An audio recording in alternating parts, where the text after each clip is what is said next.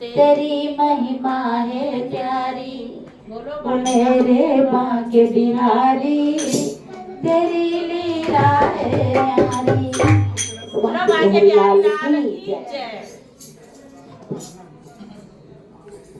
बहुत सुंदर दोहा है एक बिहारी कवि का।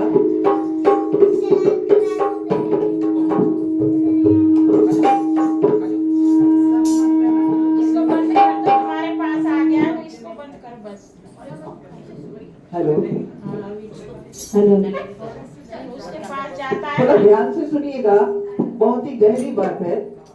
मेरी भाव बाधा करो राधा नागर सोए। एक बिहारी बहुत ही प्रसिद्ध कवि हैं, उन्होंने कहा है कि हे राधा, मेरे इस संसार की बाधा को दूर करो, मेरी भव बाधा करो राधा नागर सोए। जा तन की झाई पड़े श्याम हरित दुत होए। जिसके तन की छाया पड़ने से श्री कृष्ण प्रसन्न हो जाते हैं। तो वैसे भी आप जानते होंगे, राधा जो है वो आत्मा है और कृष्ण जो है वो शरीर।